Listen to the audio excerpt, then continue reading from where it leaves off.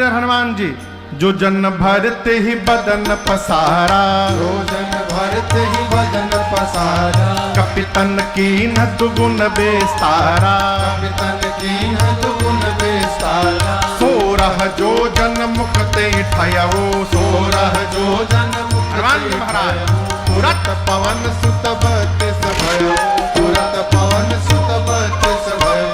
मंदिर मंदिर प्रतिकर शोधा, मंदिर मंदिर प्रतिकर शोभा, देखे जहाँ तहाँ अगणित जोधा, देखे जहाँ तहाँ अगणित जोधा। गयऊँ दशानन मंदिर माही, गयऊँ दशानन मंदिर माही, अति विचित्र कही जात सुनाही, अति विचित्र कही जात सुनाही। शयन किए देखा कपितेगी, शयन किए देखा परंतु कपितेगी। मंदिर महुन दीख बैदेही, मंदिर महुन दीख बैदेही।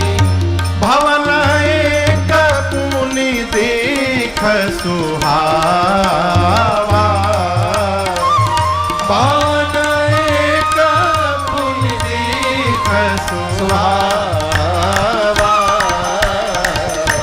हरि मंदिर कहाँ भिन्न बनावा, हरि मंदिर कहाँ भिन्न बनावा, हरि मंदिर कहाँ भिन्न बनावा। श्री हनुमान जी महाराज पूरी रात्रि लंका में घूमते रहे। जहां भी गए वीर योद्धा दिखाई पड़े। रावण के महल में गए, रावण मदिरा पी करके सोया था, सीता मैया नहीं मिली। ढूंढते ढूंढते भोर बेला भई और भोर बेला में एक सुंदर घर दिखाई पड़ा। क्या दिखाई पड़ा? सुंदर घर। अब ये दर्शन करिए, सुंदर क्यों है?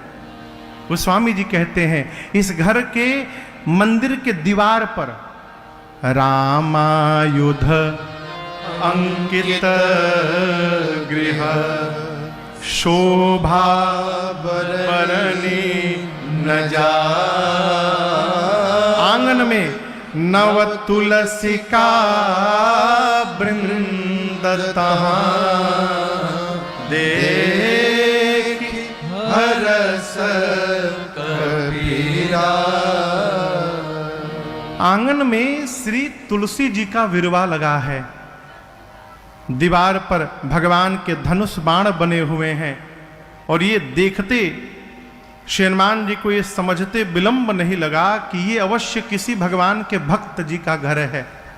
लेकिन क्वेश्चन ये है, मन में संशय इस बात का है कि निशाचरों की नगरी में भगत जी कहां से आ गए? तो यहां मैं आपसे निवेदन करूं, केवल लंका में नहीं, यदि आप भक्त हैं तो धरती के किसी भी कोने और किसी भी देश में जाइएगा, आपको कोई न कोई भगवान का भक्त अवश्य प्राप्त होता रहेगा। कहीं भी जाइए, लेकिन भक्त मिले इसके पहले स्वयं को भक्त होना पड़ेगा, क्योंकि भक्त को ही भक्त समझ में भी आता है और भक्त को ही भक्त दिखाइयो पड़ता है। काशी में घूमिए ना, उधर मंदिर के तरफ, जो भी कोई परिचय ना हो, जो भी देखता है हर हर महादेव महादेव। जिससे मिलिए कोई परिचय नहीं, महादेव महादेव। हनुमान जी सोचने लगे कैसे मिल गए। मनमहु तर्क करे कपिलागा, तेहि समय विभीषण जागा। और यहां मैं कहता हूं विभीषण जी जगे नहीं है, जगाया गया है। अच्छा आप बताइए 5 मिनट बाद क्यों नहीं जगे? 5 मिनट पहले क्यों नहीं जगे? जिस समय हनुमान जी उनके घर के सामने पहुंचे उसी समय क्यों जगे? जगे नहीं, जगाए गए। किसने जगाया? तो मेरे रघुनाथ जी ने जगाया है विभीषण जी को। जगो जगो, बाहर हनुमान जी आए हैं, उनको पता बताओ अशोक वाटिका का। एक कथा कहती है कि जब आप सत्य के मार्ग पे चलना प्रारंभ करेंगे, धर्म के मार्ग पर, तो आपको चिंता नहीं करनी पड़ेगी भगवान ही आपकी स्थान स्थान पर चिंता करते रहेंगे और लोगों को आपसे जोड़ते रहेंगे। इसलिए यात्रा करिए, कोई मिले तो अच्छी बात, ना मिले तो अपनी यात्रा करिए।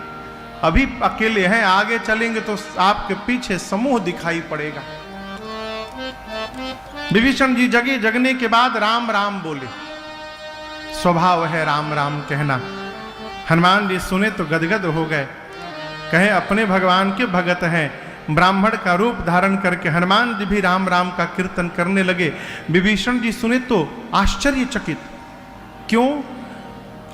पूरी लंका में राम राम कहने का केवल एक लाइसेंस इशू हुआ है, वो भी विभीषण जी को, वो भी टर्म कंडीशन के साथ। रावण ने कहा था कि जितना भजन पूजा करना है 4 दीवारी के भीतर करोगे, घूम घूम कर जतरा नहीं निकालोगे, रैली राम नाम निकाल, महल के भीतर जपोगे, किसी को चेला नहीं बनाओगे, अकेले भजन करोगे। विभीषण जी सुने कि हमको घर में भीतर जपने का आदेश मिला है और ये मुख्य सड़क पर कीर्तन हो रहा है राम राम, इसका मतलब जो गा रहा है अवश्य कोई विदेशी आया है, उसको लंका का नियम कानून नहीं मालूम, इसीलिए गा रहा है। तुरंत विभीषण जी बाहर दौड़े।